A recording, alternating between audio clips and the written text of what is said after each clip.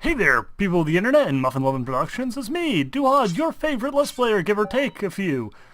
Today I'm going to be showing you the game Splunky, a wonderful little indie game that is available on Steam. Now, I have played a lot of Spelunky. It's up there with Minecraft, Civ, Terraria, and FTL as one of those games that I just play all the time, NTF2, that I play all the time when I'm listening to audiobooks, using a reading program to read blogs on websites, or even just research for papers.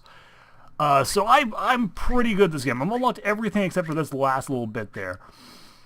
But today I'm going to show you how to play this game. And what better way to show you how to play the game, which I've always played with mouse and keyboard, than to demonstrate it with a controller, which all of my friends assure me is the only way to play this game right. So, what could be better? How better can I improve my Spelunky game than playing the way that everyone tells me is like the true way? Let's find out. So here we go. When you enter Spelunky, you pick your character and then you go down into the first level, which is the cavern. And there are 4 levels to the game.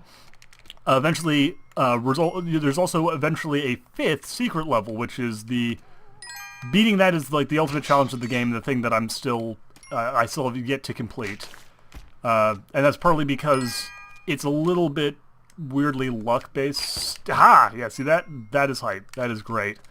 It's a little bit luck-based. You have to kind of get a number of things to happen in other stages, and like technically, it's not luck in that they will always happen. But as the stages are randomly generated, you won't always necessarily get the ideal situations needed to actually exploit them. Like you need to get an item from this first area, which is the caverns, and you need to use that item to get into a special secret place in the next area, which is the jungle. Then you need to have enough money in the jungle in order to buy a certain object, which you then need to use. You need to use to get to a area in the third area. Use the item. Oh shit! Oh god! Use the item in the third area to get into an area in the 4th area, which will then unlock an item that once you beat the main boss, you can use to get to a secret area that the game doesn't really tell you about, and that's kind of hard to spot. And from there you get into the secret 5th area, which is super hard, and then you have to beat another even harder boss, and then you unlock the truest final secret character, who is also the character that you play as in the tutorial. Anyway, so we have cleared stage 1.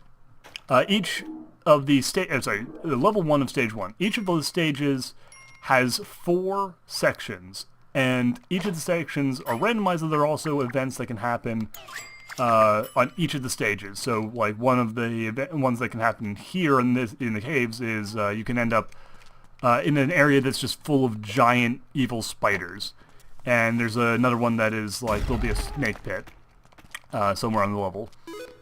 And then, like in the jungle, there's a version where there's a giant lake of piranhas with a giant super piranha in it, and it's all sorts of weird and wacky stuff like that. There's also like secret levels like an alien spaceship and the inside of a giant worm and all sorts of madness. It's a pretty crazy game. There's a lot to find, a lot to do.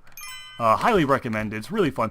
I actually am vaguely surprised I'm doing as well as I was. Like I'm recording this with the intention of failing horribly with the unfamiliar control scheme, so I can make this a Duhad fails video. But unfortunately, I'm actually doing all right. I mean, I'm not doing great or anything. I'm not ghost running to get all the money I need to get into the cave or anything.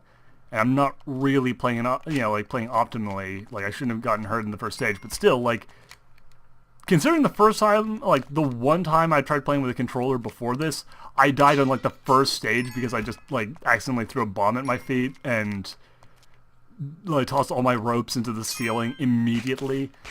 I'm doing stunningly well comparatively. Okay, let's See how long that lasts. Splunky is not an easy game, and I will probably, even at like the best of times, die. Yeah, I will get hit if I try and go in there. So those arrow traps can be sprung by anything passing through them, but if you get hit by it, it does 2 damage, which, like, apart from, pretty much aside from like the insta-kill items, and the ridiculously hard-hitting, but not quite insta-kill items, like, the arrows are probably the most dangerous things in the game, like, direct damage-wise, and they're also everywhere.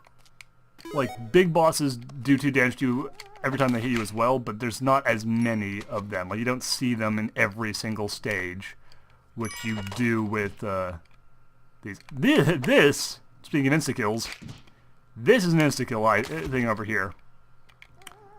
Oh, and there's a pug. The pugs give you more health. I actually changed it. The default of the game is that those pugs are damsels in distress. But I changed it. You can change it to be hunky dudes or adorable little pugs. And I went with pugs because I like pugs. I think they are cute. And I kind of find like the whole damsel in distress thing to be a little bit weird. Like, I like either the hunky dudes or the damsels just because I find both of them to be a little bit funnier than the classic red-dressed damsel. But, yeah, that's my own hang-up, I guess.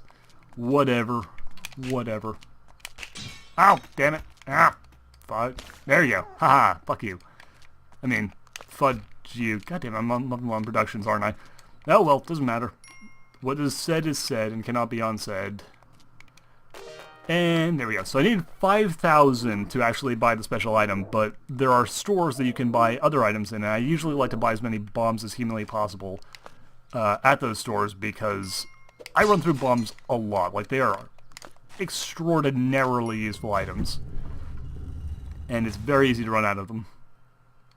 Also, when you get to the final boss, probably the easiest way to beat him is to just blow up the entire stage underneath him. Like, that's not really, like, necessarily the way the game makes it really obvious you're supposed to beat him, but it's easily the best strategy. Also, there's a number of crazy enemies near the end stages that, oh god, ah! That take so much damage to, oh god, well, I'm dead. Alright, well, there you go. That's Splunky. If you guys enjoyed this, I might do another one and show you some more of the game, possibly with using proper mouse and keyboard. Or maybe continuing to use my horrible controller that I don't understand. Anyway, see you guys next time.